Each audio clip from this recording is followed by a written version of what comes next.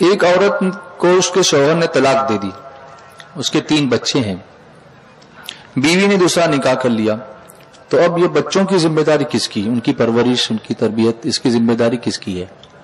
شوہر نے طلاق دے دی، 3 بچے تھے، بیوی نے دوسرا نکاح کر لیا، تو اب ان بچوں کو کون سنبھالے؟ یہ ایک اہم سوال ہے اور ایسا ہوتا بھی ہے۔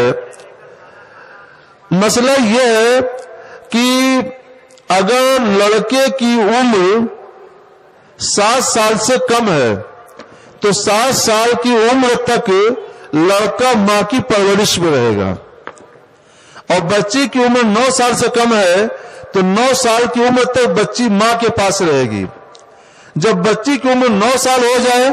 اور لڑکے کا عمر 7 سال مکمل ہو جائے تب وہ لڑکا اپنے باپ کے پاس واپس آئے گا، وہ لڑکی بھی اپنے باپ کے پاس واپس آئے گی، اور اب باپ ان کے اخراجات کا انتظام کرے گا، تعلیم کا سارا انتظام اس کے حوالے ہوگا۔ یوں بھی تعلیم و تربیت کا، خرچ کا سارا انتظام اگر یہ بچے اور بچیاں اس کی متعلقہ بیوی کے پاس ہیں تو ان بچوں کے خرچ کا انتظام تب بھی شوہر ہی کو کرنا ہے۔ بس یہ کہ بچے ماں سے مانوس ہوتے ہیں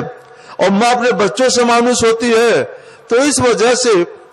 شریعت نے یہ اجازت دی ہے کہ 7 سال کی عمر تک بچہ ماں کے پاس رکھا جائے اور 9 سال کی عمر تک بچی ماں کے پاس رکھی جائے۔ اس کے بعد جب وہ بے نیاز ہو جائیں ماں سے، ماں کو ان کی اور ان کو ماں کی حاجت نہ رہ جائے تو وہ باپ کے پاس چلے آئیں، ورنہ خرچ یہاں بھی شوہری کو دینا ہے اور وہاں بھی شوہری کو دینا ہے۔ ایک دوسری بات یہ یاد رکھیے گا